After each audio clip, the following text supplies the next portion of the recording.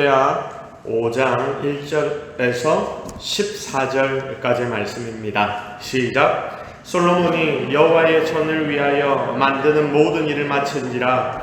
이에 솔로몬이 그의 아버지 다윗이 드린 은과 금과 모든 기구를 가져다가 하나님의 전 곳간에 두었더라. 이에 솔로몬이 여호와의 언약궤를 다윗성 곧 시온에서부터 메어 올리고 자하여 이스라엘 장로들과 모든 지파의 우두머리 곧 이스라엘 자손의 족장들을 다 예루살렘으로 소집하니 일곱째 날 절기에 이스라엘 모든 사람이 다 왕에게로 모이고 이스라엘 장로들이 이름에 레위 사람들이 궤를 매니라. 궤와 해막과 장막 안에 모든 거룩한 기구를 메고 올라가되 레위인 제사장들이 그것들을 메고 올라가매 솔로몬 왕과 그 앞에 모인 모든 이스라엘 회중이 궤 앞에서 양과 소로 제사를 드렸으니 그 수가 많아 기록할 수도 없고 셀 수도 없었더라. 제사장들이 여호와의 언약궤를 그 초소로 메어 드렸으니 곧 본전 지성소 그룹들의 날개 아래라. 그룹들이 궤 초소 위에서 날개를 펴서 궤와 그 채를 덮었는데 그 채가 길어서 궤에서 나오므로 그 끝이 본전 앞에서 보이나 밖에서는 보이지 아니하며 그 궤가 오늘까지 그곳에 있으며 궤 안에는 두 돌판 외에 아무것도 없으니 이것은 이스라엘 자손이 애굽에서 나온 후 여호와께서 그들과 언약을 세우실 때에 모세가 호렙에서 그 안에 넣은 것이니라.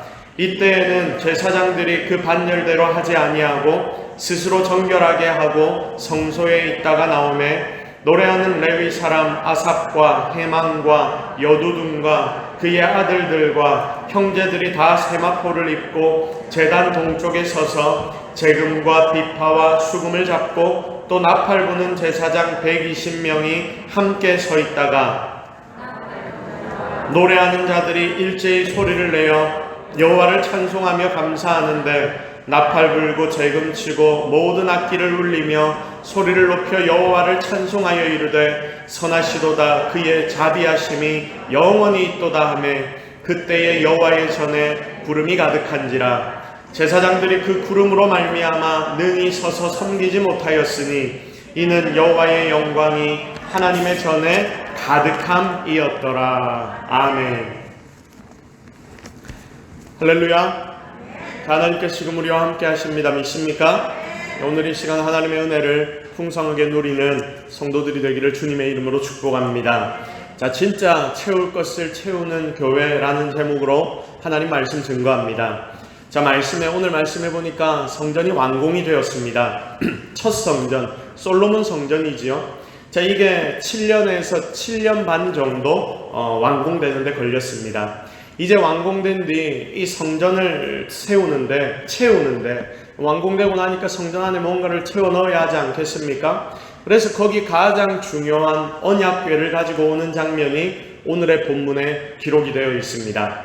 자, 그때 예배 드릴 때 하나님의 영광이 그 성전 가운데 임했습니다. 자, 그래서 여러분 오늘 성전을 살펴보는데 성전에서 가장 중요한 게 뭐냐면 이 첫 번째는 하나님의 말씀이 있어야 한다 그겁니다.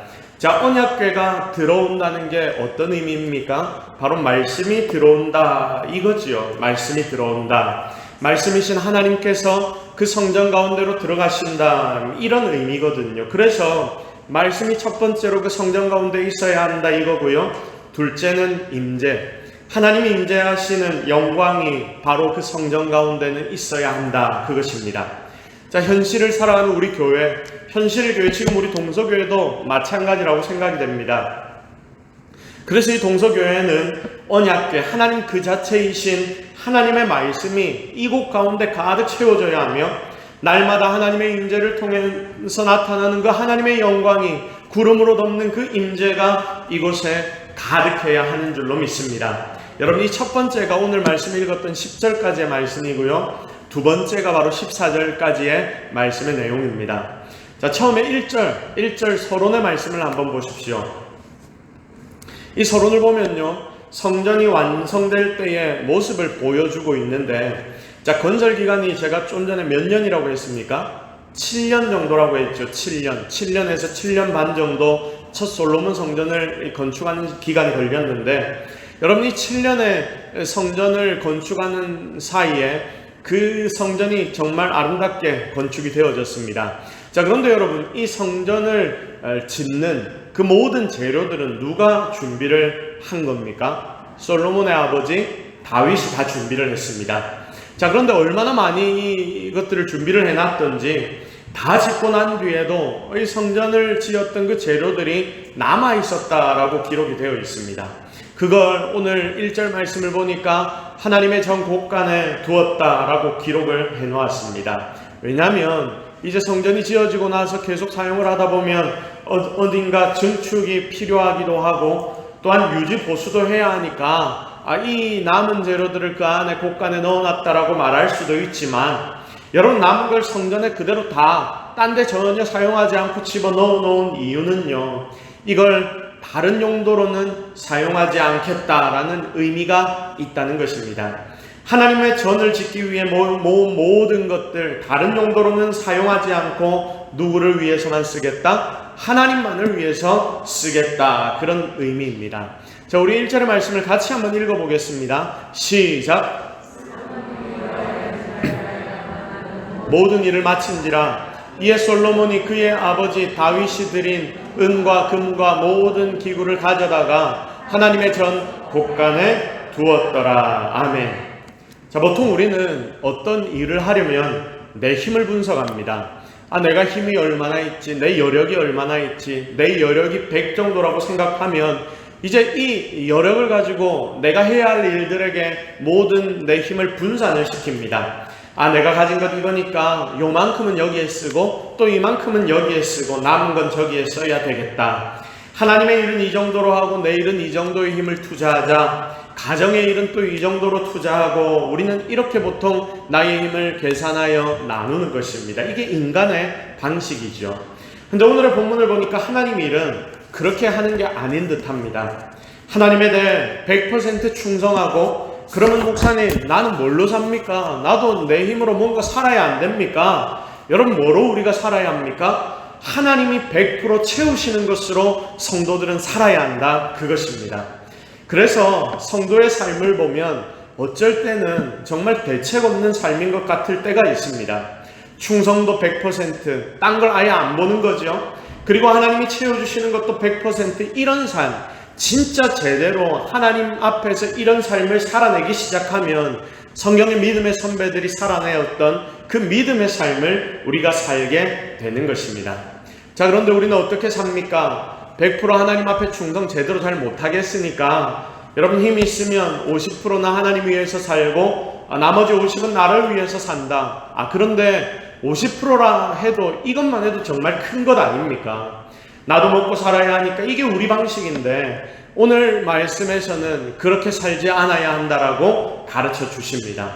다윗의 삶이 그러했고 솔로몬의 첫 번째 삶이 그러했습니다. 100% 충성, 그러면 100% 하나님이 채우실 것이다.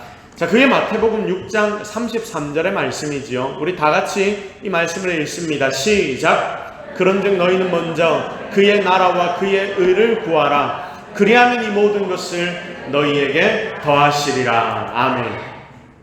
100% 충성해라. 그러면 내가 100% 채울 것이다. 그럼 진짜 어려운 겁니다. 그러나 여러분, 이 원리가 이제는 우리 성도의 삶 속에서 녹아들 수 있는 그런 성도들의 삶이 되기를 진짜 주님의 이름으로 축복합니다. 자, 다시 본문으로 돌아가겠습니다. 성전을 이제 다 지었습니다. 다 지으면 뭐 해야 합니까? 처음에 말씀드렸던 것 같이 성전이 다 지어졌으니 채워야 합니다. 자, 그럼 무엇으로 채워야 하나? 여러분, 성전이 다 지어졌는데 그 속을 무엇으로 채워야 하나? 이걸 하나님이 말씀 속에서 우리에게 가르쳐 주십니다. 자, 좀 전에도 나누었듯이 하나님의 언약궤 말씀으로 채운다, 그리고 하나님의 영광으로 채운다, 이 두 가지를 가르쳐 주십니다. 자, 언약궤 먼저 채워드릴 때에 하나님의 임재가 나타났는데, 쉐키나 구름, 하나님의 영광이 구름으로 임하였는데 영광으로 하나님의 임재로 바로 이 성전을 채워야 한다, 그것입니다. 자, 첫 번째 성전을 채우는 핵심이 뭐라고 했습니까? 바로 말씀입니다. 말씀. 자, 하나님의 말씀으로 우리는 이 성전을 채워야 합니다. 다시 따라하겠습니다. 하나님의 말씀으로 성전을 채우라. 시작! 하나님의 말씀으로 성전을 채우라. 여러분, 예루살렘은요, 남과 북으로 이렇게 나눌 수 있는데 북쪽에 작은 산이 하나 있고 남쪽에 또 작은 산이 하나 있습니다.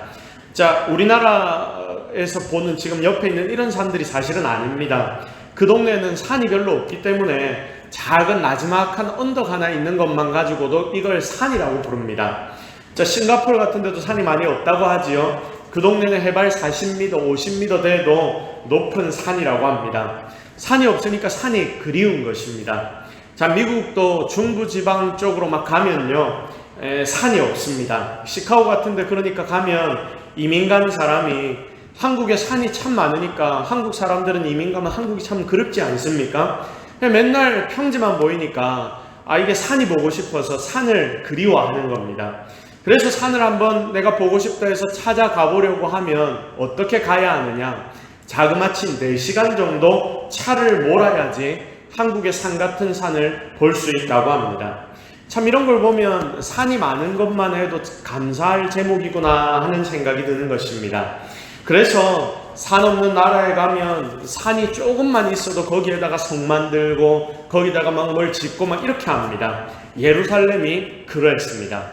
자, 어쨌든 남쪽에 있는 산을 다윗성을 지어서 다윗성을 지은 산이라고 부르고요. 거기가 시온산입니다. 우리가 흔히 이야기하는 시온산이 거기입니다. 그리고 이 다윗 왕궁이 거기에 있었습니다. 자, 북쪽에 있는 산을 성전이 거기에 지어졌기 때문에 성전산이라고 부릅니다. 자, 원래 처음 다윗 성만 있었지요, 예루살렘에. 그래서 다윗 성에 이 언약궤를 모셔 놓았는데, 여러분 이제 성전이 지어지고 나니까 북쪽에 있는 성전산으로 이 언약궤를 이동을 시켜야 합니다. 성전이 완공되었으니 언약궤가 본래의 장소인 성전으로 들어가야 했지요. 그 과정이 오늘 본문에 나타나는 그 내용들입니다. 자, 성전이 완공되었습니다. 그리고 난 뒤에 제일 먼저 무엇으로 채우려고 했느냐? 언약궤를 채우려고 했습니다. 그러니 남쪽에 있었던 이 다윗성에 있던 그 언약궤를 빼내어서 북쪽에 있는 산으로, 그 성전으로 옮기려고 하는데, 사실 그 거리가 얼마 정도 되었냐면 한 1-2km 정도 되는 거리였다고 합니다. 그러니까 굉장히 짧은 거리였죠. 자, 솔로몬이 이걸 옮기면서 사람들을 소집합니다. 자, 성경을 보면요, 솔로몬이 사람들을 참 잘 모으는 것 같습니다. 자, 그리고 모이라고 하면 사람들이 참 많이 모였습니다. 그만큼 이 솔로몬이라는 왕의 덕이 처음에는 있었던 것 같습니다. 하나님 주신 덕이 그때는 있었습니다. 아무나 오라 하니까 사람들이 무지 모입니다. 그게 2절과 4절의 말씀입니다. 여러분 2절과 4절 말씀을 같이 한번 읽어보겠습니다. 시작! 이에 솔로몬이 여호와의 언약궤를 다윗성 곧 시온에서부터 메어 올리고자 하여 이스라엘 장로들과 모든 지파의 우두머리 곧 이스라엘 자손의 족장들을 다 예루살렘으로 소집하니 7째 달 절기에 이스라엘 모든 사람이 다 왕에게로 모이고 이스라엘 장로들의 이름에 레위 사람들이 궤를 맨지라. 아멘. 자, 보십시오. 장로들과 리더들을 모이라고 불렀더니 이스라엘의 온 사람들이 다 그곳으로 모였다라고 기록이 되어 있습니다. 자, 여기 다 모였는데 또 하나 여기 말씀의 특이점이 뭐냐면 성막에 있던 기구들, 기브온 성막에 있었던 그 기구들도 지금 다 가지고 온다라고 말씀이 기록이 되어 있습니다. 5절 말씀 같이 읽습니다. 시작! 궤와 회막과 장막 안에 모든 거룩한 기구를 메고 올라가되 레위인 제사장들이 그것들을 메고 올라가매. 아멘. 한번 생각해 보십시오. 보통 우리가 이사를 하면 사람 자신은 그대로 들어가는데 낡은 것, 오래된 것들은 다 버리고 보통 들어가지 않습니까? 새로운 집, 우리가 이사를 가려고 하면 좋은 집이라면 그럴수록 더 우리가 가지고 있는 것들을 다 버리고 갑니다.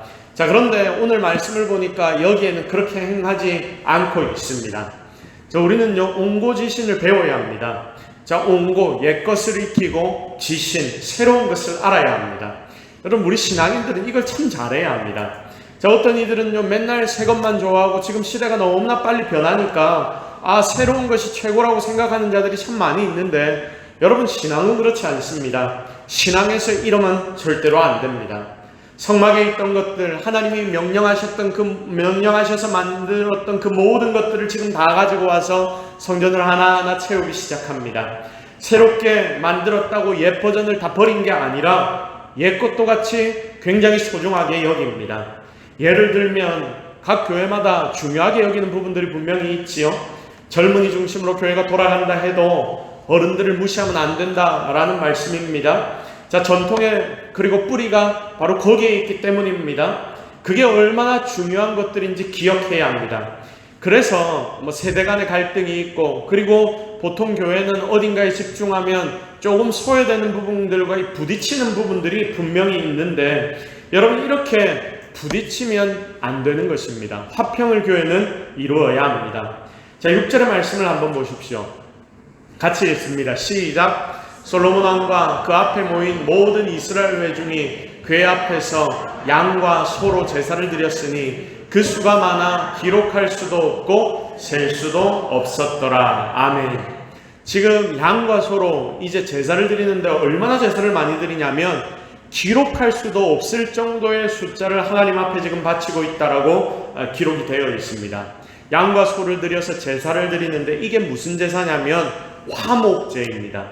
자, 새로운 성전에 들어왔으니 하나님과 사람 사이에 다시금, 하나님과 우리 백성들 사이에 다시금 화목이 임하기를 기대하고, 또한 이스라엘 백성들 가운데서도 화목이 임하기를 기대하며 제사를 드리는 것입니다. 그래서 여러분, 교회는 이렇게 항상 옛것과 새것이 하나 되게 만들어야 합니다. 화평을 이루어내는 것이 바로 교회의 본래 목적이라는 거죠. 그래서 교회 안에서 절대로 싸우면 안 된다는 것을 여러분 꼭 기억하십시오. 마침내 하나님의 언약궤가 성전에 들어왔습니다. 사실 1절부터 10절까지의 가장 주요 메시지가 어디냐면 10절의 말씀인데, 여러분 함께 10절 말씀을 읽도록 하겠습니다. 시작.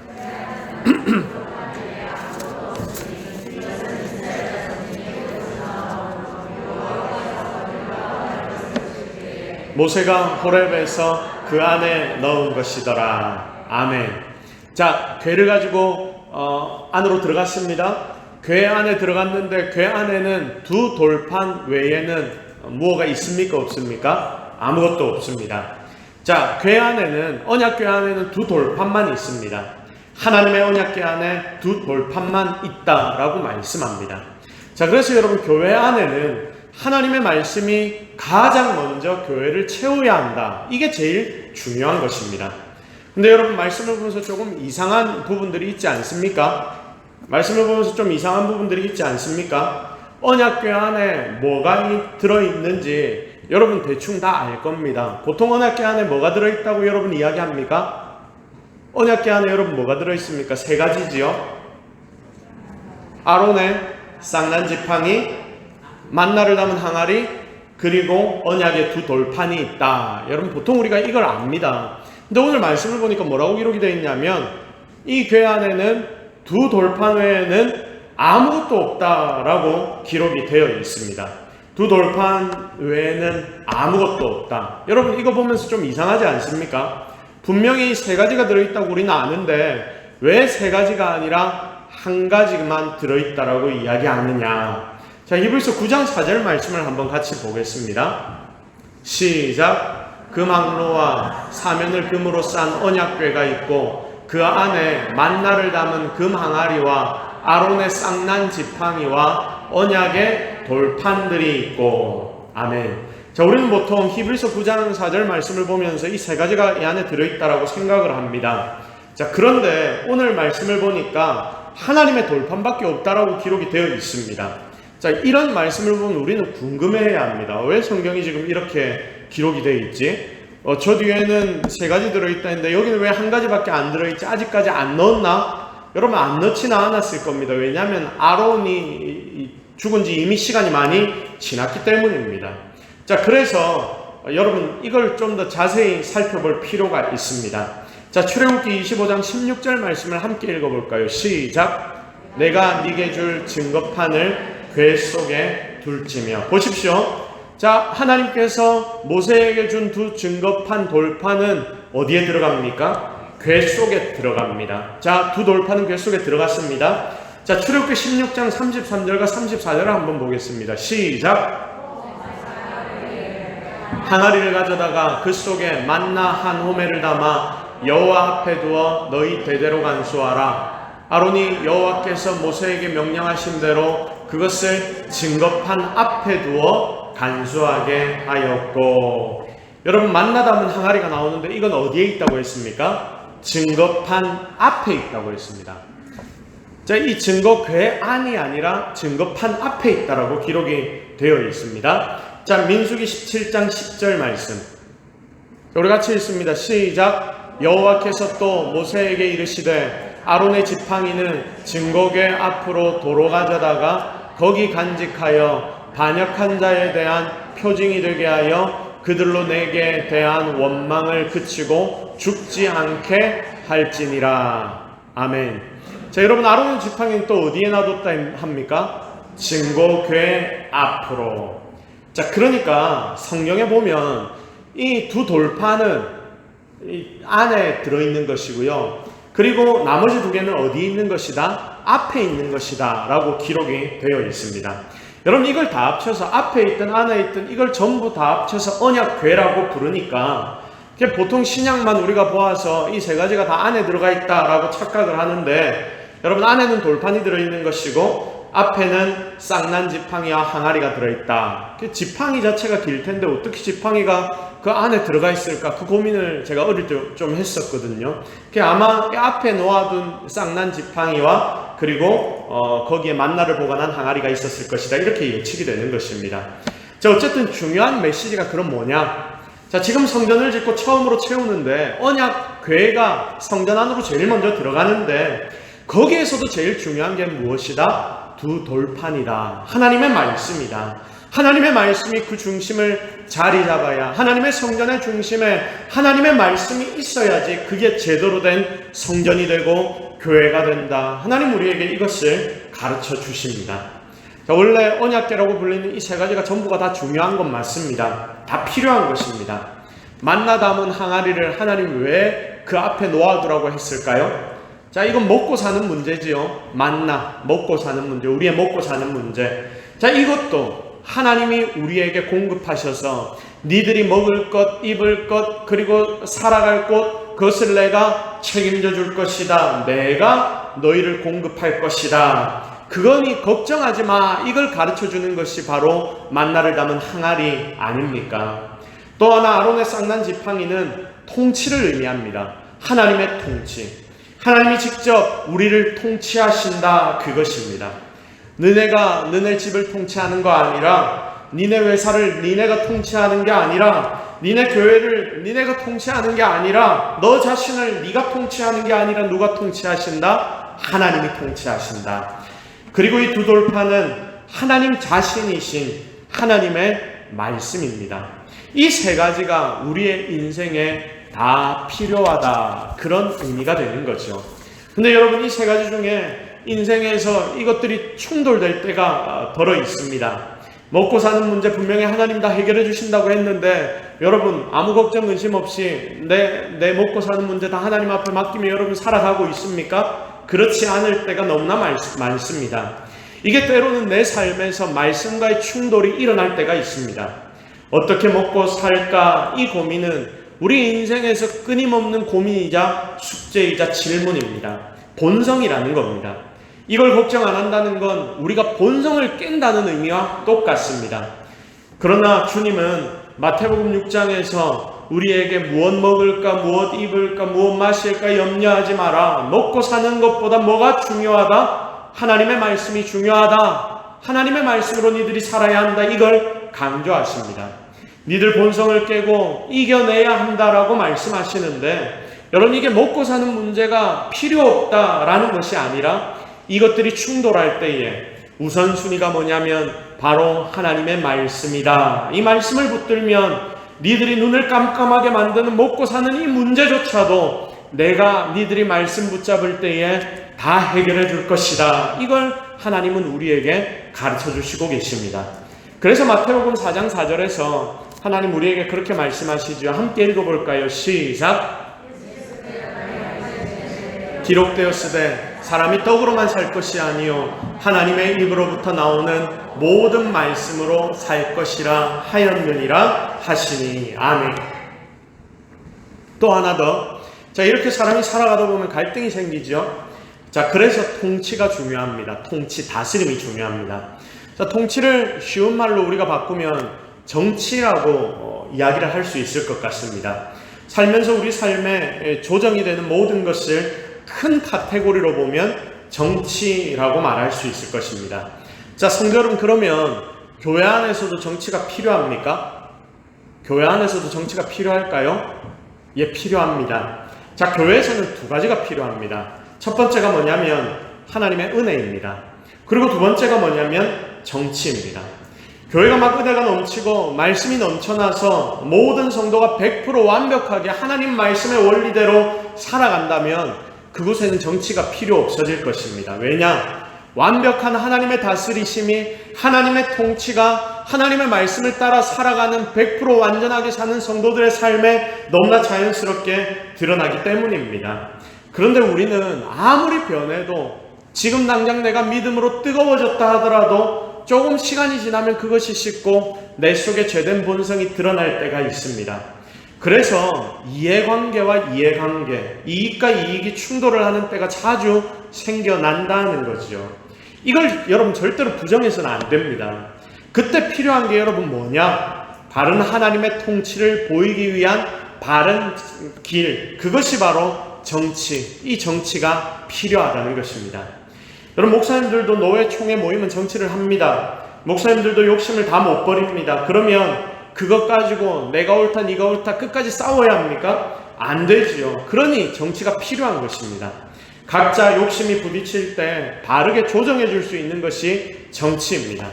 인간은 다 된 존재가 아니라 죄악된 존재이기 때문에 이 땅을 살아갈 때는 한 사람과 한 사람의 관계 속에서도 정치는 여전히 존재할 것입니다. 근데 문제가 뭐냐? 여러분, 문제가 뭐냐면요, 교회 안에도 분명히 제가 조금 전에 말씀드린 것처럼 정치가 있는데 먼저 은혜가 넘치고 은혜가 가득 차서 이 은혜로 모든 것을 해결하고 별 쓸데없는 작은 것들에 대해서 정치가 조금 채워야 하는데 은혜가 사라지고 정치만 남아있다. 그러면 여러분, 그건 교회가 아니게 되는 것입니다. 그러면 결국 그건 정당이라고 말할 수밖에 없는 거죠.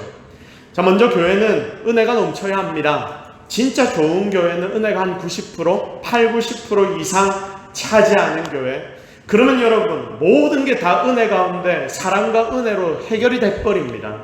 그리고 나머지 별로 중요하지 않은 것들, 그런 것 정치가 해결을 해주는데, 이런 교회를 우리는 건강한 교회라고 부르는 것입니다. 반면 우리가 가면 교회를 갔는데 이게 교회야? 어떻게 교회가 이럴 수 있냐? 라는 교회도 들어 있습니다. 정치가 막 50%, 60%, 80%, 90% 되는 교회, 다들 정치하기에 바쁩니다. 맨날 모여서 서로 토리하고 의논하고 뒷담화하고 사람들이 무리를 짓고 당을 짓고, 여러분, 이렇게 이야기들만 하고 회의만 합니다. 니 옳다 니 그르다 이야기만 합니다. 그런데 거기에 은혜는 찔끔찔끔 죽지 않을 정도로 은혜가 떨어집니다. 그러면 여러분, 이건 교회답지 못한 교회이고 결국 이런 교회는 맨날 문제만 생길 수밖에 없는 것입니다. 사랑하는 여러분, 우리는 정치를 잘 못해야 합니다. 그래서 우리 교회의 꿈은 은혜만 100%인 교회. 그러면 제가 앞에 없어도 이 교회는 잘 돌아가게 되겠지요. 은혜가 언제나 넘치는 그런 교회가 되기를 바랍니다. 진짜 이런 교회가 되어서 여러분, 이런 교회를 위하여 최선을 다해 기도하시고 또한 잘 만들어 나가는 저와 여러분, 이런 동서교회가 되기를 주님의 이름으로 축복합니다.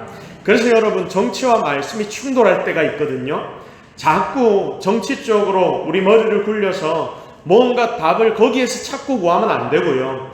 과거에 우리가 이렇게 했으니 우리가 지금도 이렇게 해야 합니다. 법이요! 라고 외치는 것 분명 중요하지만 이게 전부가 아니라는 것입니다. 맨날 이런 것만 갖다 대지 말고 하나님의 말씀을 통해서 하나님이 주시는 은혜가 임하는 교회가 먼저 되어야 한다. 이게 진짜 교회라는 것을 여러분 꼭 기억하시기를 바랍니다. 이 땅에 있는 모든 교회는 주님 때문에 완전하지만 아직 완성되지 않은 불완전한 공동체입니다. 그러니 갈등이 있습니다. 그런데 말씀이 충만할 때는 이런 갈등들이 자연스럽게 해결이 되고 덮어지다가 말씀이 충만하지 못하고 은혜가 충만하지 못하면 그것들이 사라지면 또다시 이런 문제들이 여기저기서 튀어나오기 시작합니다. 그래서 여러분, 지성소에 있는 이 세 가지, 이것들이 우리에게 주는 아주 중요한 메시지가 바로 여기에 있다는 것입니다. 자, 오늘 이 시간 우리 교회에서 제일 중요한 것이 뭐라고 말씀을 드렸습니까? 처음 성전을 지을 때 가장 먼저 그 성전을 채웠던 것이 무엇입니까? 바로 하나님의 말씀이다. 하나님의 말씀이 있을 때 우리 교회는 은혜가 충만한 교회 될 수 있고, 그렇게 말씀이 충만할 때 교회와 성도는 살아나게 될 것이다. 진짜 살아나는 이 동서교회와 동서교회의 성도들이 되어서 정말 이 교회에 하나님의 말씀만이 흘러넘치는 그런 교회가 되기를 다시 한번 예수 그리스도의 이름으로 축복합니다. 자, 두 번째로 성전을 채우는 핵심이 뭐냐? 바로 하나님의 영광, 하나님의 영광인데, 하나님의 임재가 나타날 때 우리에게 주어지는 그 영광, 하나님의 임재를 통한 영광입니다. 여러분, 11절부터 14절까지가 바로 그 내용인데 14절의 말씀이 제일 중요하니까 오늘 14절 말씀을 다시 한번 읽도록 하겠습니다. 시작. 늑이 서서 섬기지 못하였으니 이는 여호와의 영광이 하나님의 전에 가득함이었더라. 아멘. 한번 보십시오. 예배를 드렸더니 하나님의 임재가 나타납니다. 자, 구름이 임합니다. 자, 구름이 임한다는 것은 모든 백성들이 하나님의 영광의 임재를 어떻게 하고 있다? 자기 눈으로 보고 있다. 직접 경험하는 거거든요. 여러분, 예배 가운데 와서 하나님 앞에 예배 드릴 때 우리가 어떻게 되어야 하느냐? 진짜 하나님을 우리가 만나야 하는 것입니다. 하나님의 교회는 하나님의 임재가 이렇게 있어야 합니다. 예배를 통해 하나님이 임하십니다. 그러면 하나님의 영광이 이곳 가운데 가득해집니다. 자, 그러면 여러분, 하나님의 영광이 임하면 어떤 특징들이 나타나느냐? 자, 14절 초반부에 제사장들이 그 구름으로 말미암아 어떻게 되었습니까? 능히 서서 섬기지 못했다. 능히 서서 섬기지 못했다. 한마디로 다 넘어진다, 다 쓰러진다, 다 꼬꾸러진다, 그겁니다. 하나님 임재가 있는 곳에는 어떤 일들이 일어난다? 꼬꾸러짐이 나타난다. 서서 섬기지를 못한다. 여러분, 우리가 안수하면 넘어지고 쓰러지고 지금 이런 걸 이야기하는 게 아닙니다. 잘 들으십시오. 서지 못하고 다 넘어져 있다. 자, 그러면 어떤 상황이란 말입니까? 세상에서 우리가 일할 때 일어서서 일해야 되는데 서지 못하고 다 넘어져 있습니다. 그러면 일이 됩니까? 안 됩니까? 안 되죠. 실제로 우리가 살다가 이렇게 넘어져 있고 쓰러져 있다는 말은 이미 다 넘어지고 쓰러져서 망했다라는 뜻입니다.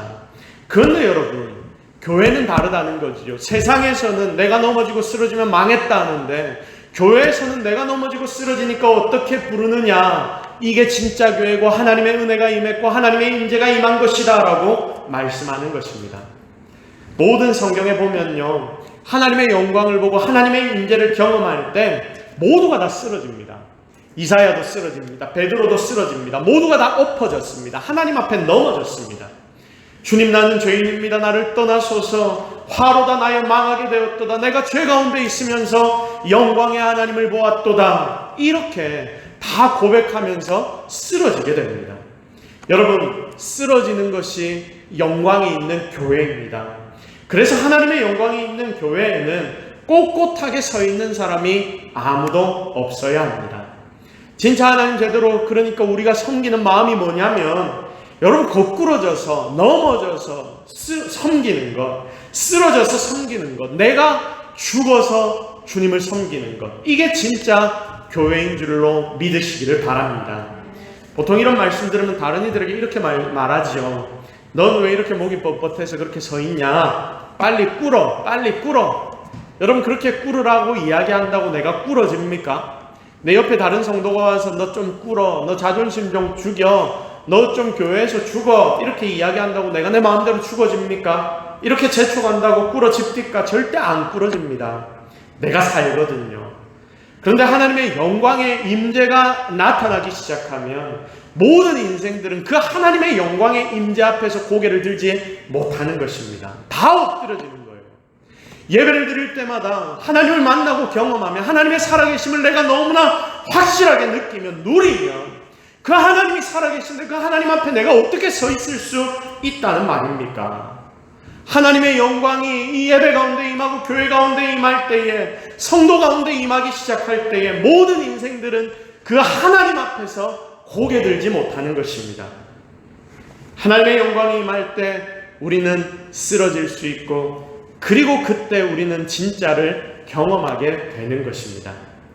자, 복음서를 보면 예수님께 무릎을 꿇은 두 사람이 기록이 되어 있는데, 야이로라는 사람입니다. 자신의 아픈 딸을 살리려고 주님 앞에 와서 무릎 꿇고 엎드립니다.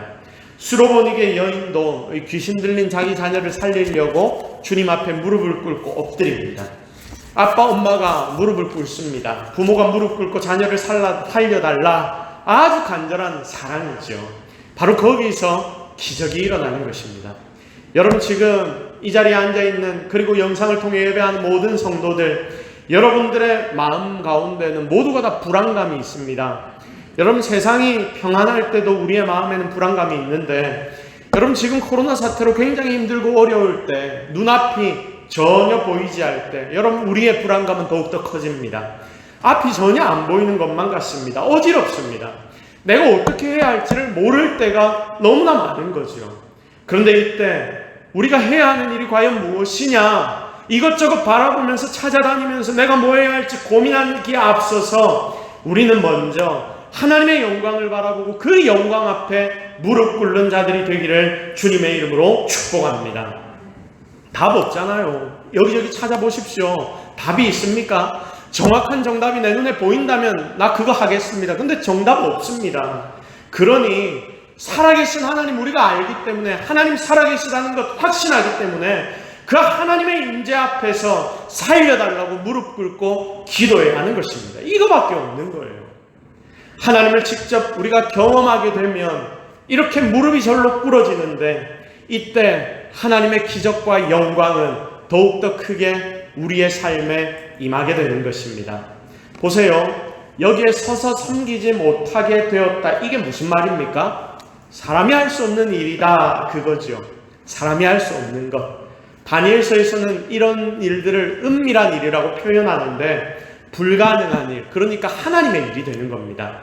이렇게 서서 섬기면 내가 하는 일이니까 내가 할 수 있는 정도만 딱 하고 끝나는데, 진짜 하나님의 임재를 우리가 경험해서 내 힘으로 서지 못하면 그때 하나님의 일이 시작되고, 그리고 그렇게 넘어져서 우리가 기도함으로 일하기 시작하면 하나님의 능력과 기적을 우리가 그제서야 경험하게 되는 것입니다.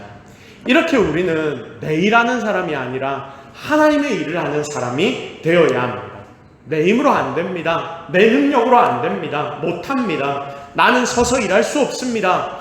우리가 이렇게 하나님 앞에 거꾸러지기 시작할 때, 무릎 꿇을 때에, 하나님의 영광에 압도되어서 절로 무릎 꿇을 수밖에 없을 때, 하나님의 힘이 내 속에 채워지기 시작하며 바로 그때 능력이 일어나기 시작하는데, 사랑하는 여러분, 진짜 지금 이 자리에 있는 저와 여러분이 이렇게 쓰임받는 성도들이 되기를 주님의 이름으로 축복합니다. 요즘 교회마다, 다른 교회마다 가보면 참 잘 되어 있습니다. 좋습니다. 쾌적합니다. 편안합니다. 가보면 카페도 있는데 이게 그냥 모양만 카페가 아니라 진짜 카페들이 있습니다. 그리고 애들 놀이공간도 굉장히 좋게 만들어 놨습니다. 그런 거 볼 때마다 목회자로서 참 부러울 때가 있습니다. 이래야 성도들이 모인다라고 다들 말을 합니다. 근데 여러분, 그것보다 더 중요한 게 있지요. 바로 하나님의 임재가 그 교회 가운데 있느냐 없느냐, 이게 제일 중요합니다. 하나님의 임재가 있으면 그 속에는 변화가 나타나고요, 그리고 그렇게 변화가 나타나면 놀라운 하나님의 치유심이 있습니다. 반대로 하나님의 임재가 없으면 아무리 좋은 걸 이 교회 가운데 다 채워놔봐도 아무런 변화는 일어나지 않을 것입니다. 마음 한쪽에서는 교회에 나와 예배를 드리고 앉아 있으면서도 채워지지 않는 답답함이 있고요, 인격적인 굴복도 없습니다.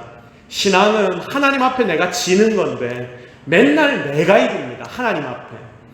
여러분, 그래서 나는 세련되지 못하고 좀 투박하게 우리가 변해도 그때 하나님의 임재가 있어서 기적과 능력이 실제로 나타나는 그런 예배, 그런 삶, 그런 신앙생활을 하기를 바랍니다. 지금 교회가 이 땅의 교회들이 겉으로는 커지고 좋아 보이지만 세련되어지지만 점점 더 힘은 약해져가는 이유가 바로 여기에 있다고 생각됩니다. 교회는 반드시 하나님의 임재가 있어야 합니다. 예배의 임재가 나타나 그 하나님의 영광이 바로 이곳에 있어야 합니다. 오늘 5장의 말씀이 우리에게 주시는 음성은 성전의 껍데기가 아닌 건물을 짓고 그 속을 채우는 게 더욱더 중요한데 무엇으로 채워야 하느냐? 첫 번째 무엇으로 채워야 한다? 말씀으로 채워야 한다. 두 번째 하나님의 임재의 영광으로 채워야 한다. 이것입니다. 자, 그럴 때 진짜 교회되고 성도들은 능히 하나님의 능력으로 이제까지와는 다른 인생을 살아가게 될 것입니다. 자, 쓰러져 죽은 것 같지만 내 개성이 다 죽는 것 같지만 내 힘이 다 죽는 것 같지만 그때 하나님은 우리에게 말씀하십니다. 니들이 그렇게 자신을 죽일 때에 가장 강력한 교회가 될 것이다. 사랑하는 여러분, 진짜 우리 이런 교회의 모습을 꿈꾸고 함께 기대하면서 진짜 이런 교회를 살아내는 성도들이 되기를 정말로 바랍니다. 하나님 우리에게 분명히 하나님의 영광을 보여주시고 채워주실 것입니다. 쓰러져 주님의 힘으로 승리하고 섬기고 봉사하는 저와 여러분이 되기를 예수 그리스도의 이름으로 축복합니다. 자, 우리 이 시간 함께 말씀 붙잡고 기도합시다. 하나님, 오늘 우리가 진짜 교회가 되기를 원하는데 진짜 교회가 되어서 성전이 세워졌을 때 어떻게 세워져야 하는지를 오늘 말씀을 통해 묵상합니다. 하나님, 우리가 제대로 성전 되게 하시고 교회 되게 하여 주시옵소서. 하나님, 크게 보면 이 성전이 우리 동서교회인데 작게 보면 우리 개개인의 성도들 아닙니까? 하나님, 우리 모든 성도들의 마음에 말씀이 제대로 심겨지게 하시고 하나님의 영광이 매 순간 그들의 마음 가운데 있게 하여 주시옵소서. 그래서 나는 죽고 주님의 힘으로 일하고 살아가는 자 되게 하여 주옵소서. 여러분 자신을 위하여 기도하시고 옆에 있는 형제자매들을 위해 중보합시다. 우리 함께 주여 한번 외치고 이 제목들을 놓고 기도하며 나아가도록 하겠습니다. 다 같이 기도하십시다. 주여